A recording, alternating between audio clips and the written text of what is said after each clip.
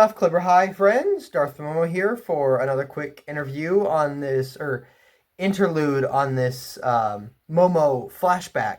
So, again, this is my 2015 review of Attack of the Clones that got scrapped before The Force Awakens came out, and then obviously I reviewed them all in 2017. But yeah, let's get into it. This is my 2015 review of Attack of the Clones. Welcome all. So in case you didn't see my last review, I am rewatching all 6 of the Star Wars films in lead up to The Force Awakens. So let's get started. Star Wars Episode 2, Attack of the Clones.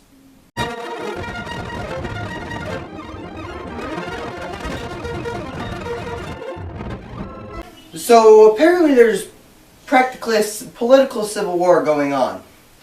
Now, based off of how your last film went, I don't know why you'd want to start your opening crawl again with a political problem, but hey, I guess it's better than the taxation of trade routes. And the American Civil War started out with politics, so I guess it might be okay.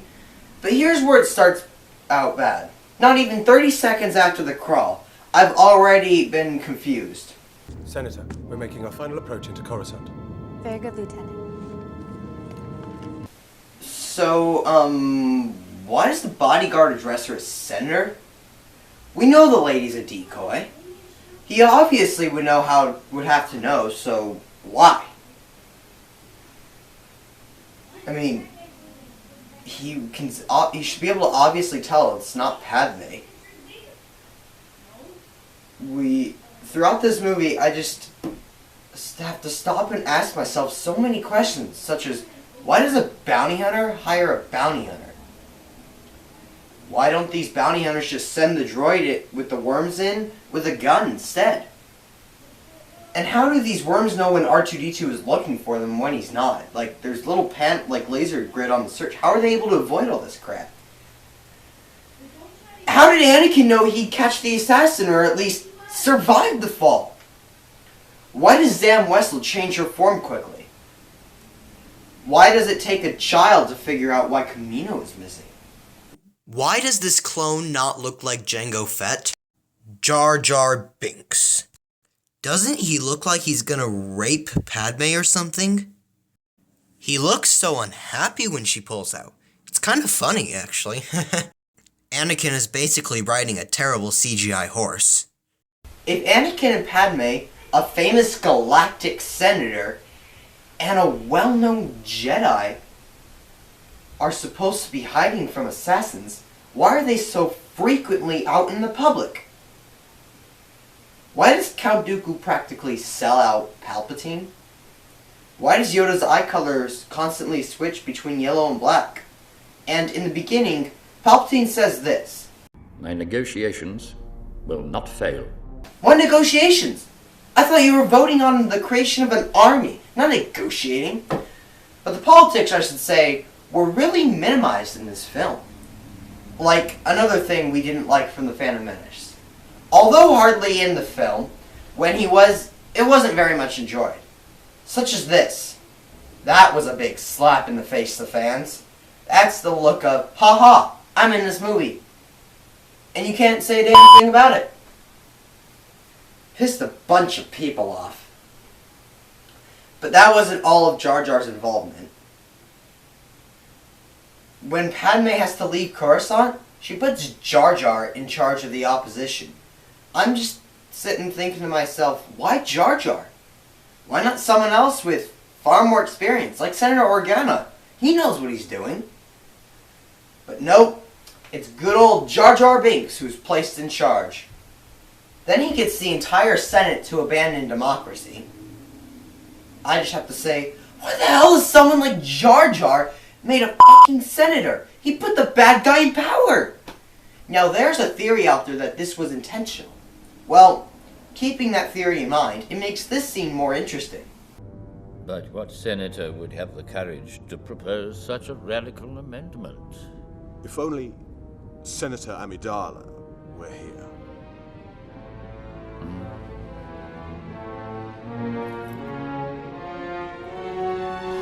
It's as if Palpatine's directing that line towards Jar Jar, and he's like, oh, that's my cue. And I've got a friend who thinks that as well. Very interesting. But believe me, this fucker, he wasn't the worst thing of the film. I don't like sand. Yup, that's right. The love story. So the movie starts out with some awkward flirting between Anakin and Padme. Yeah, it's dialogue that feels weird, awkward, and forced. I mean, if you think about it, Anakin is really creepy. And it's really obvious, which makes me wonder, why is Obi-Wan allowing this? I mean, he doesn't even object to Yoda when Yoda puts Anakin in charge of protecting Padme. I guess I've got to give him some credit, though. He's trying to control Anakin and voice his opinions to the Council, but the Council just flat out reject his views, and they set him aside. They're all oblivious and ignorant. So I guess that answers my question on why they'd go through with letting Anakin protect her. I mean, he's just so fucking creepy. And he moves so fast on her. He says his line of how he doesn't like the sand. Then he's looking at her chest and her boobs and biting his lip. Then he starts to stroke her back and he moves in for a kiss. All in a span of about 30 seconds. And then we see him out playing in the fields. It just kind of feels to me like a little kid's play date. The way they are out and they are play around. And at one point, when he takes Padme's hair and using the Force and he cuts it for her, he says, Master Obi-Wan would be very grumpy if he caught me doing this. And I just have to say, grumpy? Grumpy. Did you just say grumpy? Is that something that two 20-year-olds say to each other? Thought so. In the scene afterwards, their date in the room with the fire is just so fucking awful that I'm just gonna move on, pretend it never happened. No, this review is supposed to be somewhat positive at least, and going into that just would take away from it. But it makes you wonder, why does Padme stay with a psychopath? He's controlling, he's creepy, he's murdered a whole group of Tuscans just because they murdered his mother. I mean, I can understand being upset and pissed, maybe killing a couple, but I mean, going after all, that's... And he did it because he lost control, not because he was supposed to. He lost control. He's a psychopath. Why would you want to be with someone like this? Although I will admit, their love pledge scene was done pretty good. The music cue was beautiful, perfecto. But enough of this love shit. Let's move on and discuss Anakin as a character, if you remove the whole aspect of the love story, of course. I mean, besides that part, his character, in my opinion, was done good. Wasn't well or perfect, but wasn't bad either. I thought how they established the two bonds between Anakin and Obi-Wan were good. The bond where they're two friends, and good friends who've known each other for a long time, and the part where he's trying to be Obi-Wan is trying to be the mentor in charge, the Jedi Master Padawan relationship. I thought establishing that was pretty good. I liked how he was struggling to abide to Padme's authority at the one part in the Naboo Council. I liked how he was talking about dictatorship with Padme. That was kind of like little ironic dialogue that was pretty funny and or enjoyable. And his massacre of the Tusken Raiders. It was good, but so short, especially for what is one of the most crucial parts in his character arc. And for all you haters out there, give him a break. I didn't have a problem with his whininess. I mean, this guy has been angry. He's been holding up all this anger inside of him. And he's got a lot of problems going on. I mean, think of how he was as a child. He was practically taken from his mother. And all this anger that builds up in front of him, his arrogance, his emotions, and then his mother's been killed. I got this guy's, and then he went all ape shit and practically killed everybody and out of anger, and he lost his control. And now that he's thinking back on it, he's all upset at what he's done. I'm pretty sure you would be crying and whining a little if you were in that position. I kind of like that aspect. It makes him more human than these Jedi were meant to be. in the prequel era, they're semi-robotic. And it adds humanity to Anakin. And I like that. So for all you haters of Anakin's whininess, fuck off. But otherwise, I did get some dry acting from Hayden Christensen, and I didn't really like that, but what are you gonna do? It's Lucas. But he didn't completely screw up like you all think he did. You have to give credit where credit is due. Something my grandma used to say. Well, she still says it. Now then, let's talk about our other main character, Obi-Wan Kenobi. While Anakin and Padme are off on their terrible love story, Obi-Wan is sent out to hunt down the assassin responsible for Padme's assassination attempts, and he ends up uncovering the whole thing with the clones. And I kind of liked it. Thought it added something to the films, a nice element of detectiveness. And we meet Dexter Jettster. CGI is terrible. But Obi-Wan gets to Kamino and meets Jango Fett. Their meeting felt kind of awkward, but not like bad awkward, kind of confrontational awkward, like how Boba or Lamas Tanwi are kind of feeling in that room. And I kind of like that. It was nice to get that feeling. It's like you're actually in that room. And then, well, my big question, ever since I first saw this film several years ago, when Obi-Wan is sent, or asked by Yoda to bring him in and bring in Jango so they can question him, how the hell is he supposed to bring him in? He's got a one-man fighter, and how is he supposed to get him the Coruscant using that? And then when he's chased by Jango, how is he still alive? He's firing like 1 billion rounds a second. How the hell is he missing? They're blowing him right behind Obi-Wan's ship, those lasers. And on Geonosis, he discovers the droid factory and sends a message to Coruscant.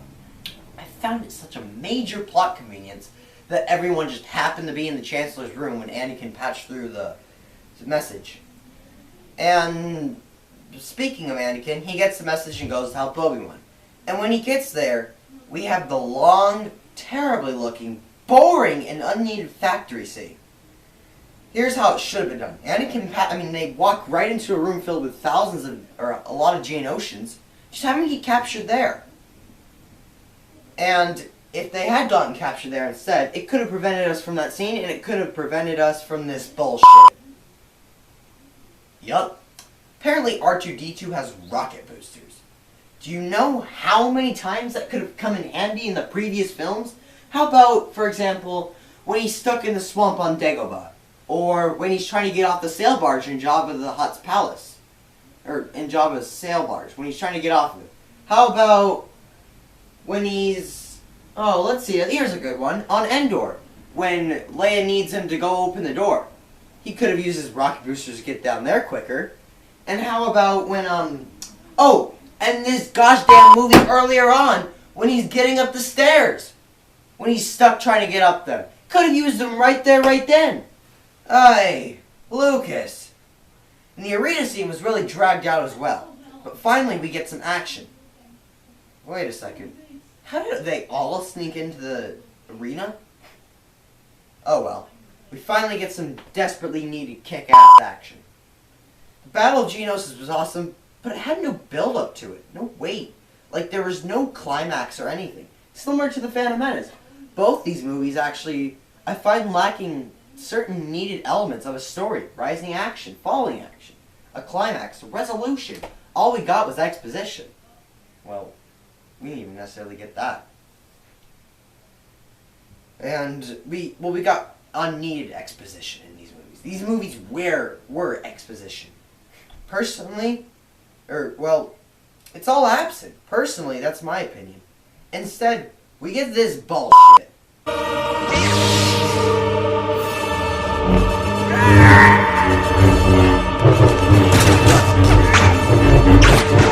This looks so unrealistic. Personally, I'm okay with Yoda getting a lightsaber. I'm not opposed to it. In universe, it makes good sense. But this shit is insulting. Yoda pulled out his lightsaber and we all thought shit was about to go down. The only thing that went down were the amount of positive ratings and reviews for this movie. I sat down with a notebook and watch this film. I intended to write just thoughts and opinions. I pretty much wrote down negative stuff. And I wrote a hell of a lot of them. Because this movie is so terrible. I mean, the ending shots were good, with all the clones flying off to the battle and wage war across the galaxy. And I liked the wedding on Naboo, that was good scenery. But until we get to Battle of Geonosis, watching this movie is a chore. So to prevent The Force Awakens from being like that, here's some things it's able to learn from Attack of the Clones. Number 1, don't make the audience wonder so many gosh damn things. Number 2, don't throw stupid characters in just to give fans a slap in the face. Number 3, don't give stupid characters a position in government. I'm looking at you, Jar Jar! Number 4, make your love story an actual love story, not just some creepy stalker's desire to get in the hot girl's pants. Yes, I said it, Natalie Portman's hot. Big deal with it. Number 5, spend more focus on what's important and less focus on bullshit. I'm looking at you, Yoda! Not Yoda as a character, Yoda's lightsaber fight with Darth Tyrannus. Number 6, don't pick the dreamy actors, pick the capable actors.